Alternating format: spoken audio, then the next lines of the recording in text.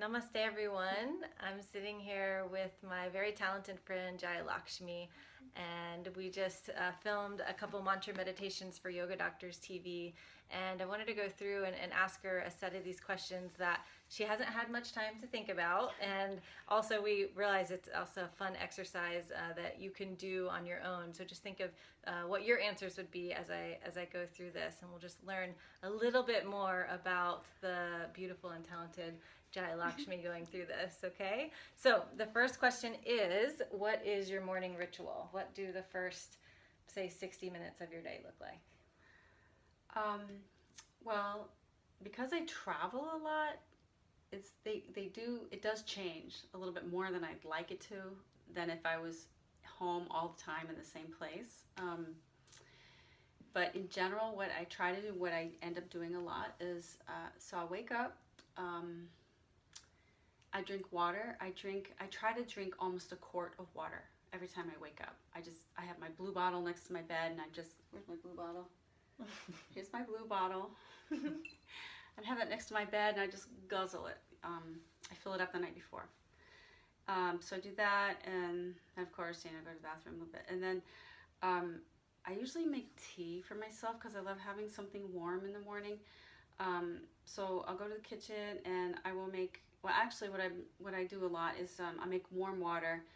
I'll heat up a bunch of water, and I'll take some of it while it's warm and it's not boiling, and I'll add vitamin C powder, like some food, like I use Health Force Nutritionals, the vitamin C powder, because it's a food base. It's like actually fruit. It's not almond, but I think it's some kind of cherry or something. So I take a big scoop of that, and I drink vitamin C, water, powder, and then I make Hochi Cha green tea, which is my favorite tea in the world. So I make a little of that, just a gentle green tea. And then I usually go back to bathroom, and then I brush myself. I try to brush myself every day with a natural bristle brush, and start at my feet and just kind of wake up my body, my skin, and So good for you. yeah, brush my abdomen in circles, my liver, and, the organs, and then arms, under the arms, kind of like flush out the lymph and around my neck, and then hop in the shower. And I don't usually take a cold shower. I do follow some of the Ayurvedic principle because I'm a very Vata and I travel a lot, so I don't really follow the Kundalini regimen of cold shower. It's so hard. It's kind of hard, especially when it's cold out. But a lot of times I will finish off with a cool rinse. I'll do kind of a tepid, lukewarm shower, and then finish with a cooler rinse. At the very end. At the end, That's what I do too. Yeah. Like very end. Here, and on my back, and I'm good. And then the hair too, because it kind of they say it closes the cuticle of your hair. So sometimes a lot of times I'll wash it with the cold. So then, what else? Oh, well, brushing teeth. I don't know how many details I have to give. Brush my teeth. And then you go into a practice. Yeah, and then I go into my practice. So, set my yoga mat out, my sheepskin, get my seat, and I usually do a Kundalini yoga type base practice. I tune in with my Kundalini with Adi mantra and the Mangalacharna mantra, the protective mantra.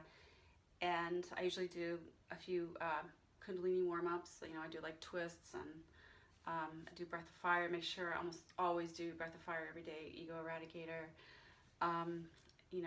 stuff like that. And then really it's pretty intuitive. My yoga practice is just kind of whatever I feel like I need to do. I don't really, sometimes I'll follow a kriya or I'll do something like that, but most of the time it's like an intuitive flow for me, because I just get really deeply in touch with how my body needs to move, which includes anything from just basic warm-ups, and then sometimes I might even skip any vinyasa flow. I might do just a lot of more Kundalini warm-ups, actually, like a lot of froggies, jumping jacks, stuff like that, and a lot of this arm stuff, I do that, and but sometimes I do vinyasa flow.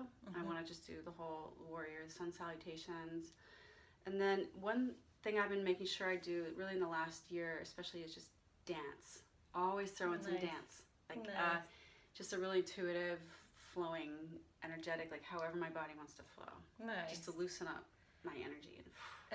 And how important is it to keep that routine? Like, what does it do for you? Oh, it's so important to me because, for me it's like to check in with myself and my energy every morning, just to sit and meditate on the mat and tune in, and just to give myself that time every day is so centering, and just it's so powerful, because I notice there are some days when I don't get to do it, when like I have to rush off and get a plane, or I have to do all this packing or something in the morning, and sometimes I don't get to do it. It's kind of rare, but when I don't do it, I'm only allowed to not do it once in a while, because I notice that my energy, it's like I'm not as centered as I want to be, as I could be. Like during the day, I notice little fluctuations, in it's like my mind. consolidating. It's like, like grounding in the morning. And they say, like, you start your day like that from a centered, grounded place. Those are the qualities that are going to feed into your day, versus starting off rushed and anxious. Then those qualities would feed into your day. So I'm just such a big proponent of morning practice. Yeah. And then I usually finish with a meditation. I was doing 31 minutes of Sudarshan Chakra Kriya for many years. Wow. But I've switched that up, and I usually, because I tend to be more of a movement person, and moving meditation, so more like almost Tai Chi kind of movement. But I do end up sitting probably for about 11 minutes, really regularly, and doing various kinds of breath work or pranayama for 11 minutes. Sometimes I still do Sudarshan Chakra Kriya. Yeah. Awesome. For those of you who don't know, that's a very challenging kriya with it's a really long breath hold, right? And with the pumping of the navel. Yeah. I find it to be very challenging. Okay, next question, and this was a fun one, is basically, if you were asked to give a TED Talk, what would it be? Okay, so I was thinking about what would I feel most qualified to share and passionate, that I could share. And I thought about my journey with music, and how that has been such a journey for me personally, of personal transformation, just building the confidence, and because I haven't had a lot of training, and I know training a lot of times helps people give some confidence, like, oh, I'm trained now, of course I can do it. But I haven't had much training, so I've kind of had to go the other route, like just totally believing that I can do this, and that I feel like I'm meant to do it, and having faith and building the faith and the trust and the confidence. And then a lot of my songs are like the English songs. I tend to write English songs that are kind of like mantras, that they're spiritual, and they have an effect, they're like an English mantra in a way. So that's kind of what I would talk about. I would talk about how I've found, especially writing English music that is like mantra, that is a way, it's like a personal alchemy. It's like another tool for us to use, especially those of us who want to write music or want to play or express ourselves, and who are also actually really spiritual at the same time. Like, how can we combine those, in our own unique way, and share that gift, Nice. And you've been traveling and been a musician for how long? Well, I've been pretty much like a professional musician, I would say, since for 20 years. For 20 years. Okay. So what advice would you give, let's say, like your 20-year-old self? My 20-year-old self? Well, first off, I would say, start a morning practice. That's what I would say. Yeah. Because that would have helped everything, that would have helped me be more disciplined and more self-centered, not self-centered, but centered, self-centered, in a good way. That would have helped me come more into my empowerment. And so that would be really the first. Yeah, that makes a lot of sense. That's also what I would tell my 20-year-old self. Yeah, because I didn't start that until, a really steady morning practice. Yeah, until not that long ago, really, like 8 years ago or 7 years ago. Like steady, like going to do this, you know? Yeah, for me it wasn't until I had my experience in India going through the Kundalini training. It really just solidified that morning practice, and it's just been just total game change ever since, for sure. Yeah. Okay, next question. What have you changed your mind about in the last couple years, and why?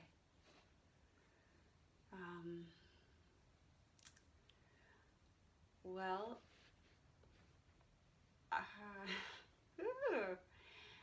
I think overall, I think I have let myself not be so concerned about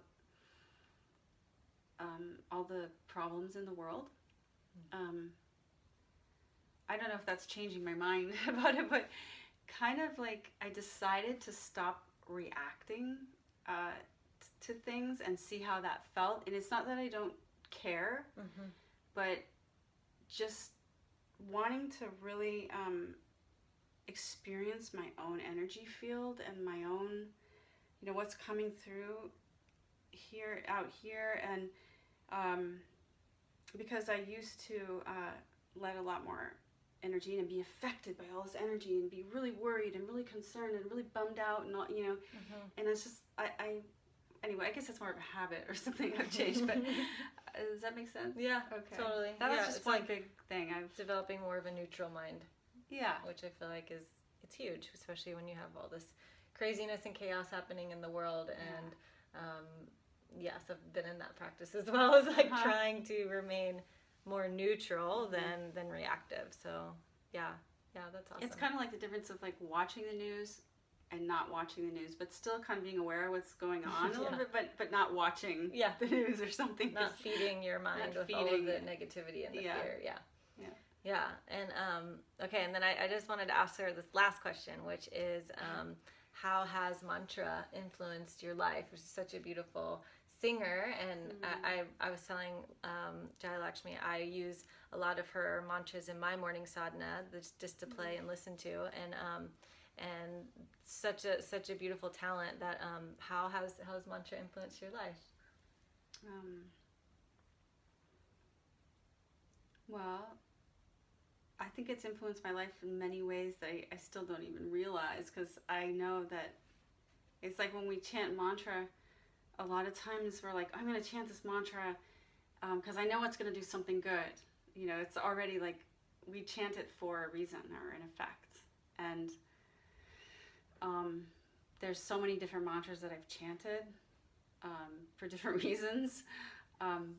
But one of the first mantras I chanted was the Maha Mantra, the Hare Krishna mantra, and that's just to really just open your heart to God and really open your life to like service to God, saying like, okay, God, I'm here, I'm in your service, whatever, you know, whatever you want me to do, I'm here for you, I'm open, I'm available. And so I feel like that really set the foundation for my spiritual journey and service in my life. So that one was a really big mantra for me, just opening that. But otherwise, this like Sanskrit mantra, that's what you're referring to, right? Yeah. So I just feel like it's just helped me in so many ways. It's just helped me focus my mind and just helped me open up to so much different kind, you know, cultivate different kinds of energies that I'm consciously choosing to cultivate. And that's I think the power of mantras like that. Like I love chanting Lakshmi mantras. I mean, not just for like abundance or wealth, but because she's really about the wealth of the heart, you know, and the wealth of spiritual connection. Yeah. And so that's a big part of why I chant the Lakshmi mantras, because I'm asking